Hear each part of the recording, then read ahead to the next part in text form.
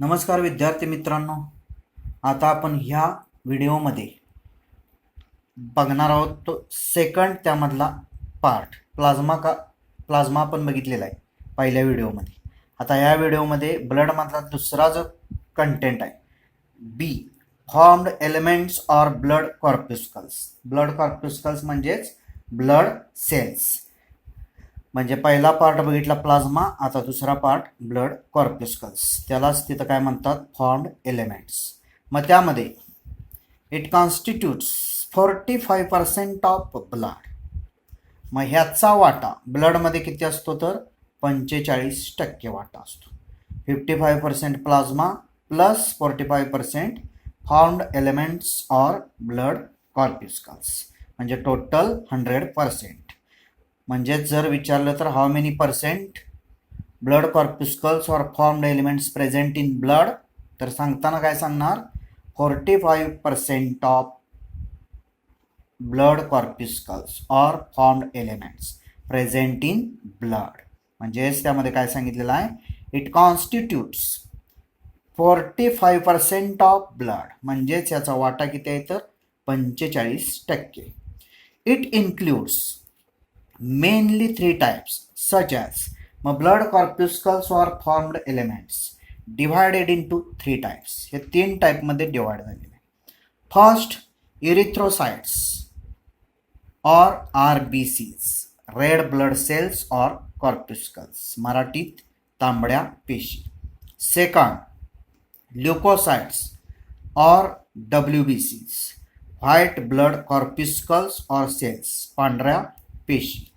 Third thrombocytes or blood platelets. त्यामध्ये first erythrocytes or RBCs, second leucocytes or WBCs and third thrombocytes or blood platelets. आता one by one एक एक बघत जाऊया. त्यामध्ये first erythrocytes or RBCs, म्हणजेच RBCs are also called erythrocytes or erythrocytes are also called RBCs, red blood corpuscles or cells, तांबड्या पेशी. मग त्यामध्ये ह्याची डायग्राम बघा, इथं अशी दाखवलेली आहे ती ह्याची डायग्राम आहे RBCs. त्यामध्ये first point these are most abundant of all cells in blood. मग 45% जो वाटा आहे ब्लड कॉर्प्युस्कलचा, त्यामध्ये जास्तीत जास्त ज्या सेल्स असतात त्या कोणत्या असतात, which cells mostly abundant in blood, RBCs.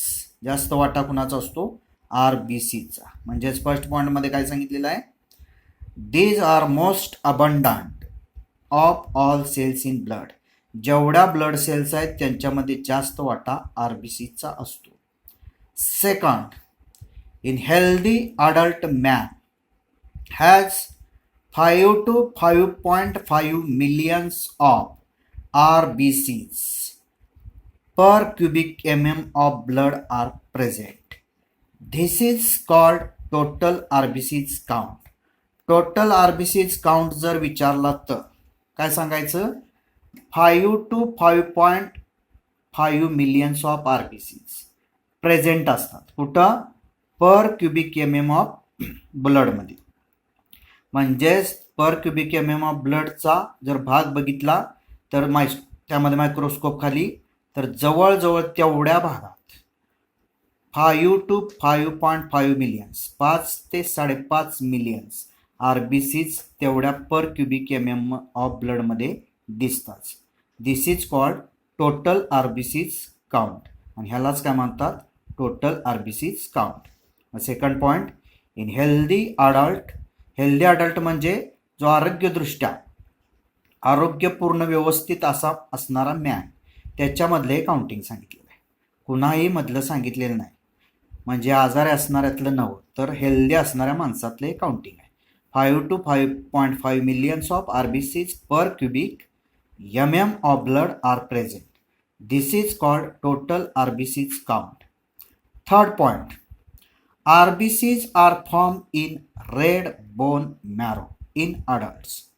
प्रौढ झालेल्यांच्यामध्ये RBCs जे तयार होतं ते कुठं तयार होत असतं रेड बोन मॅरोमध्ये, म्हणजे हाडांच्या मधला जो मधला भाग असतो तिथं जे रेड बोन मॅरो असतं त्या रेड बोन मॅरोमध्ये काय तयार होत असतं, आरबीसीज. म्हणजेच third point, RBCs are form in red bone marrow in adults. ही डायग्राम पहा एकदा, त्यामध्ये अशी दाखवलेली डायग्राम ही कशाचे, आरबीसीज, त्यालाच काय म्हणायचं, इरिथ्रोसाइट्स. आता next point, fourth, RBCs are biconcave and non-nucleated, that is devoid of nucleus. म्हणजेच काय, non nucleated in most mammals except nucleated in camels. यामध्ये आता समजावून घ्या, पुन्हा एकदा डायग्राम पहा इकडे, डायग्राम मध्ये काय दाखवलेलं आहे, आरबीसीज जे आहे त्या कशा असतात, बाय कॉन्केव. मग बाय कॉन्केव दाखवलेला आहे. कॉन्केव मीन्स अंतर्गोल किंवा अंतर्वक्र. आतल्या बाजूला दोन्ही बाजूनं आत काय झालेलं असतं, अंतर्वक्र झालेली असते, म्हणजेच बाय कॉन्केव, दोन्ही बाजू अंतर्वक्र असतात. अँड नॉन न्यूक्लिएटेड, मग ह्यांच्या सायटोप्लाझममध्ये तुम्हाला कसल्याही प्रकारचा न्यूक्लियस दिसत नाही, म्हणजेच नॉन न्यूक्लिएटेड, न्यूक्लियस अब्सेंट किंवा न्यूक्लियस इज नॉट प्रेझेंट. मग त्यामध्ये एक्सेप्ट कॅमल, त्यातलं एकमेव उदाहरण मॅमलमधलं असं आहे की camel. In camel RBCs are nucleated. कॅमलमध्ये आरबीसीज ज्या असतात त्या न्यूक्लिएटेड असतात. आणि लक्षात ठेवा, MCQ साठी, नीट, CET ह्याच्यासाठी इथून पुढे जवळजवळ सगळे पॉईंट महत्त्वाचे आहेत MCQ साठी. मग त्यामध्ये फक्त camels, in camels RBCs are nucleated एवढं लक्षात ठेवायचं, कारण हे फसवाय हे विचारलं जातं MCQला. म्हणजेच इन कॅमल्स डॉट डॉट किंवा in camels RBCs are dot dot. मग non nucleated, nucleated, enucleated काही त्यामध्ये शब्द दिला जाईल. मग काय म्हणायचं, न्यूक्लिएटेड. मग फोर्थ पॉईंट, आरबीसीज आर बायकॉन्केव, कशा असतात, दोन्ही बाजू आत दबल्या जातात, म्हणजेच अंतर्वक्र असतात त्यांचा आकार. अँड नॉन न्यूक्लिएटेड म्हणजेच न्यूक्लियस इज अब्सेंट, म्हणजेच devoid of nucleus. In most mammals, जास्तीत जास्त मॅमल्समध्ये नॉन न्यूक्लिएटेड. एक्सेप्ट कॅमल, कॅमलमध्ये कसं असतं, न्यूक्लिएटेड. म्हणजेच RBCs are nucleated in camels, कॅमल्समध्ये ज्या आरबीसीज असतात त्या न्यूक्लिएटेड असतात.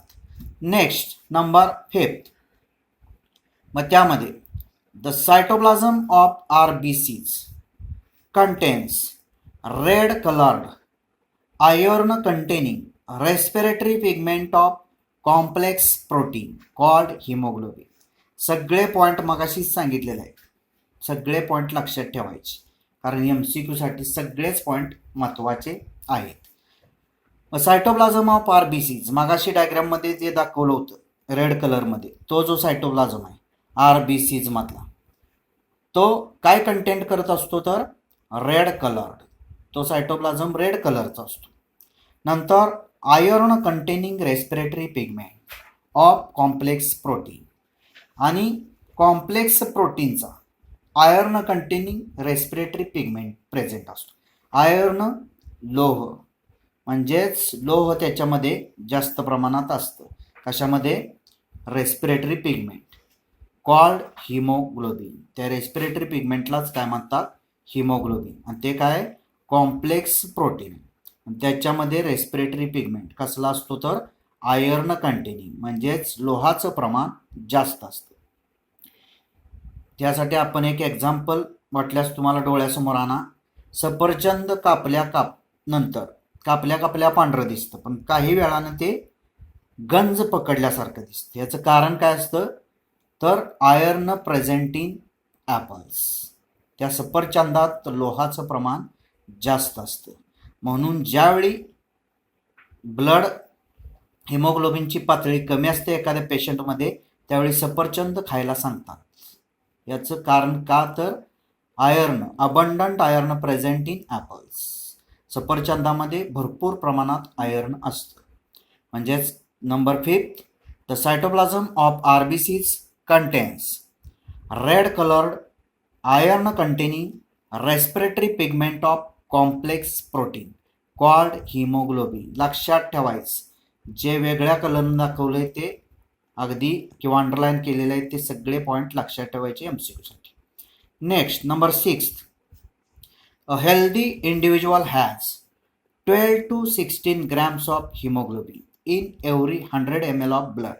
100 मिली जर ब्लड बघितलं तर त्या 100 मिलीच्या ब्लडमध्ये सरासरी विचार केला तर त्याचं जर काउंटिंग केलं तर 12 ते 16 ग्रॅम काय आढळतं, हिमोग्लोबिन. पण ते कुणामध्ये, हेल्दी इंडिव्हिज्युअल, म्हणजेच जो आरोग्यदृष्ट्या चांगला निरोगी व्यक्ती असेल त्याच्यामधलं हे प्रमाण सांगितलेलं आहे. 12 to 16 grams of haemoglobin present in healthy individual every 100 ml of blood. म्हणजे 6 point, a healthy individual has 12 to 16 grams of haemoglobin. Haemoglobin is respiratory pigment in every 100 ml of blood. Number 7, these molecules play a significant role in transport of respiratory gases.